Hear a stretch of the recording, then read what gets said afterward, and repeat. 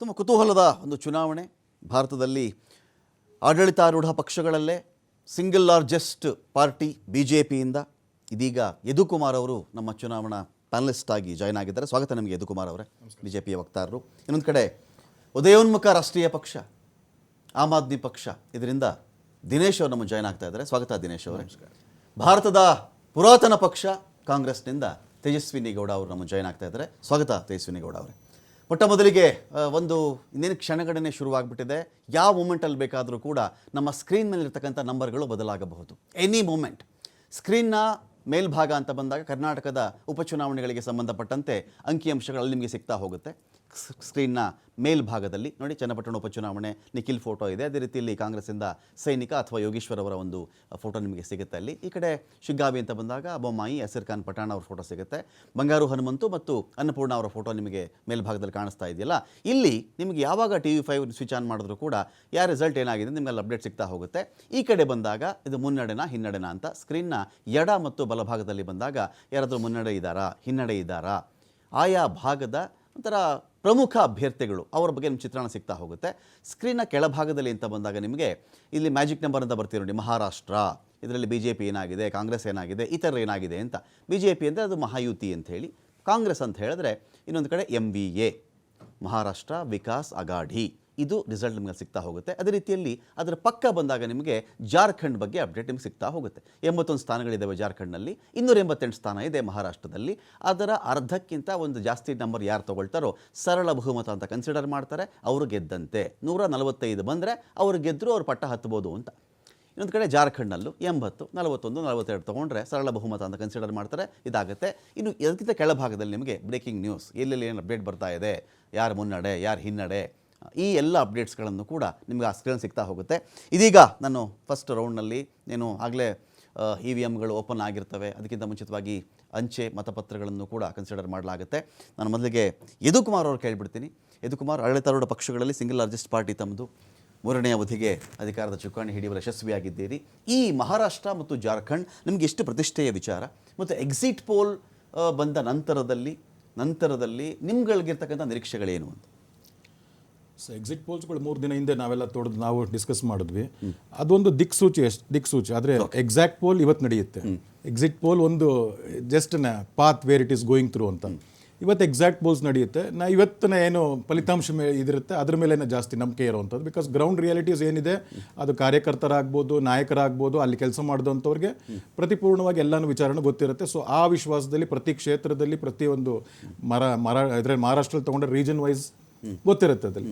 So ನಮ್ಗೆ ಈ ಸತಿ ನಾವು we will cross the 145 mark and will form the government in Maharashtra. That is no doubt ಅದು. ಜಾರ್ಖಂಡ್ ವಿಚಾರಕ್ಕಂತ ಬಂದಾಗ ಜಾರ್ಖಂಡ್ನಲ್ಲಿ ಈ ಒಂದು ಕಳೆದ ಅವಧಿಯಲ್ಲಿ ನಡೆದಂಥ JMMನ ಏನು ಭ್ರಷ್ಟಾಚಾರದಾಗ್ಬೋದು, ನಸುಳುಕೋರ ಇನ್ಫ್ಲೇಟರೇಟರ್ಸ್ ಮೇನ್ ಪ್ರಾಬ್ಲಮ್ಸ್ ಮತ್ತು ಕರಪ್ಷನ್ಸ್ ಇದಾಗಿದ್ದಾಗ ನಾವು ಕೊಟ್ಟಂಥ ಟ್ರೈಬಲ್ಸ್ ಇದಕ್ಕೆ ಸೆಂಟ್ರಲ್ ಕೊಟ್ಟಂಥ ಸ್ಕೀಮ್ಸ್ ಆಗ್ಬೋದು, ಮತ್ತು ಅಲ್ಲಿ ಜನಜಾತಿ ಇದಕ್ಕೆ ಬಿರ್ಸಾ ಮುಂಡಾ ಅವರ ಒಂದು ಕಾರ್ಯಕ್ರಮಗಳನ್ನು ಇಡೀ ರಾಷ್ಟ್ರಾದ್ಯಂತ ವಿಕಸಿತ ಭಾರತದ ಮುಖಾಂತರ ರಾಷ್ಟ್ರಾದ್ಯಂತ ಕೊಂಡೊಯ್ದದ್ದಾಗ್ಬೋದು, ಅಲ್ಲಿ ನಡೆದಂಥದ್ದು ಅದು ನಮಗೆ ಪೂರಕವಾಗುತ್ತೆ. ಅಲ್ಲೂ ನಾವು ಸರ್ಕಾರನ ಇದು ಮಾಡ್ತೀವಿ.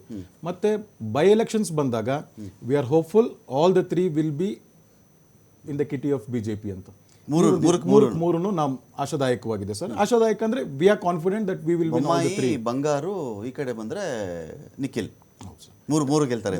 ಮೂರು ಸೈನಿಕರಿಗೆ ಸ್ವಲ್ಪ ರಿಟೈರ್ಮೆಂಟ್ ಕೊಟ್ಬಿಟ್ಟು ಯುವಕರಿಗೆ ಕರ್ಸೋಣ ಅಂತ. ಸೈನಿಕ ಬೇಡ, ಸಾಕು ಸರ್ ಸೈನಿಕ. ತೇಜಸ್ವಿನಿ ಗೌಡ ಅವರೇ, ಮೇಡಮ್ ನಿಮ್ಮ ಪ್ರೆಡಿಕ್ಷನ್ನು ಕರ್ನಾಟಕದಿಂದ ಶುರು ಮಾಡ್ಕೊಳ್ತೀನಿ ನಾನು. ಹೇಗಿದೆ ಮೇಡಮ್, ನೀವು ಓಡಾಡಿರ್ತೀರಿ, ಮಾಹಿತಿಗಳು ಬಂದಿರ್ತಾವೆ ನಿಮಗೆ ಏನಿಸ್ತಾ ಇದೆ ಕರ್ನಾಟಕದ ಬಗ್ಗೆ ಫಸ್ಟ್?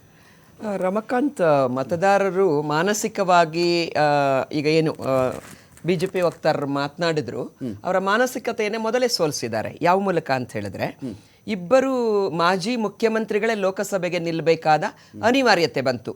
ಮೋದಿಯವರ ಪ್ರಭಾವಿ ವಿಕಸಿತ ಭಾರತದ ಒಂದು ಅವರೇನು ಪ್ರಚಾರ ಎಲ್ಲ ಮಾಡಿದ್ರು, ಅದರ ನಡುವೆ ಕೂಡ ಅಲ್ಲಿ ಭರತ್ ಬೊಮ್ಮಾಯಿ ಅವ್ರನ್ನೇ MP ನಿಲ್ಲಿಸಬಹುದಾಗಿತ್ತು. ಮತ್ತು ಇಲ್ಲಿ ನಿಖಿಲ್ ಅವರು ಸೋತಿದ್ರು, ಸಿಂಪತಿ ಫ್ಯಾಕ್ಟರ್ ಇತ್ತು. ಮಂಡ್ಯದಲ್ಲಿ ಅವ್ರನ್ನೇ ನಿಲ್ಲಿಸಬಹುದಾಗಿತ್ತು. MLA ಆಗಿದ್ದಂಥ ಶಾಸಕರಾಗಿದ್ದಂಥ ಮಾನ್ಯ ಕುಮಾರಸ್ವಾಮಿ ಅವರೇ ರಾಜೀನಾಮೆ ಕೊಟ್ಟು ಮತ್ತೆ ಮಂಡ್ಯಕ್ಕೆ ಹೋಗಿ ಅಲ್ಲಿ ಗೆದ್ದು, ಅದು BJP ಜೊತೆಗೆ ಹೋಗಿ ಯಾವ ದೇವೇಗೌಡ ದೇವೇಗೌಡಜಿ ಬದುಕಿರುವಾಗಲೇ ಇದೆಲ್ಲ ನಡೆದಿರ್ತಕ್ಕಂಥದ್ದು.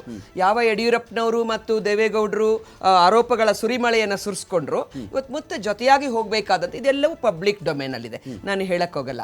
ಮಾನಸಿಕವಾಗಿ ನೈತಿಕವಾಗಿ ಜನ ಅವರನ್ನ ಮೊದಲೇ ಸೋಲಿಸಿದ್ದಾರೆ, ನಂಬರ್ 1. ನಂಬರ್ 2, ಚನ್ನಪಟ್ಟಣ ಬಹಳ ಸ್ವಾಭಿಮಾನಿ ಒಂದು ತಾಲೂಕು, ಮತ್ತು 9 ಸಾರಿ ಅಲ್ಲಿ ನಮ್ಮ ಅಭ್ಯರ್ಥಿ ಯೋಗೇಶ್ವರ್ ಅಲ್ಲಿ ಏನು ಸ್ಪರ್ಧೆ ಮಾಡಿದ್ದಾರೆ, ಅನೇಕ ಬಾರಿ ಗೆದ್ದಿದ್ದಾರೆ. ಮತ್ತೆ ಬಿಜೆಪಿ ಸರ್ಕಾರ ಬರೋದಕ್ಕೆ ಮುಂಚೂಣಿಯಲ್ಲಿ ಆಪರೇಷನ್ ಕಮಲದಲ್ಲಿ ಇದ್ದವರೇ ಯೋಗೇಶ್ವರ್.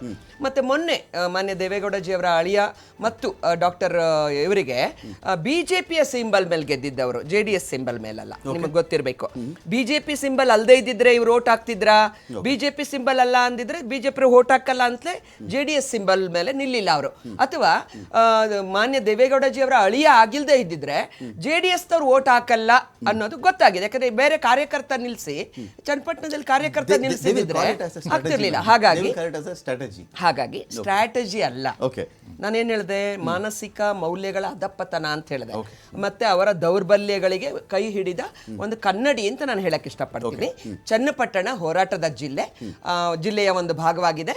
ಮತ್ತೆ ಅಲ್ಲಿ ಯೋಗೇಶ್ವರ್ ಅವರಿಗೆ ಅವರದೇ ಆದಂತ ಒಂದು ವರ್ಚಸ್ಸು, ಪ್ರೀತಿ ಇದೆ. ನೆಲದ ಮಗ, ಮೇಷ್ಟ್ರ ಮಗ, ಹಾಗಾಗಿ ದೊಡ್ಡ ಮನೆತನ ಅಲ್ಲ. ಜೊತೆಗೆ ಈಗ DK ಶಿವಕುಮಾರ್ ಜಿ ಅವರು ನಮ್ಮ DCM ಆಗಿದ್ದಾರೆ, KPCC ಅಧ್ಯಕ್ಷರಾಗಿದ್ದಾರೆ.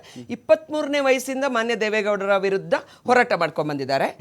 ಸಾಮಾನ್ಯರ ಮಗ ಹೋರಾಟ ಮಾಡ್ಕೊಂಡ್ ಬಂದಿದ್ದಾರೆ. ಹಾಗಾಗಿ ಮತ್ತೆ ನಮ್ಮ ಸುರೇಶ್ ಸೋತಿದ್ದಾರೆ, ಆ ಸಿಂಪತಿ ಫ್ಯಾಕ್ಟ್ರು.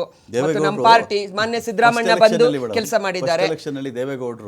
ದೇವೇಗೌಡರ ವಿರುದ್ಧವಾಗಿ ಕೆಲವು ಮತಗಳ ಅಂತರದಿಂದ ಸೋಲ್ತಾರೆ DK ಶಿವಕುಮಾರ್ ಅವರು. ಅಲ್ಲ, ಸೋಲು ಗೆಲ್ವಲ್ಲ. ಅವಾಗ ದೇವೇಗೌಡರು ಒಂದು ಮಾತು ಹೇಳಿರ್ತಾರೆ, ಈ ಹುಡುಗನ ಮೇಲೆ ಒಂದು ಕಣ್ಣಿಟ್ಟಿರಿ, ಇವನ್ ಮುಳುಗು ನೀರು ತರ್ತಾನೆ ನಮಗೆ ಅಂತ. ಅವತ್ತಿಗೆ ಖುಷಿ ಇದೆ. ಮಾನ್ಯ ದೇವೇಗೌಡಜಿ ಅವರು ಈಗಲೂ ಬಂದು ಪ್ರಚಾರ ಮಾಡಬೇಕಾದ ಸ್ಥಿತಿಗೆ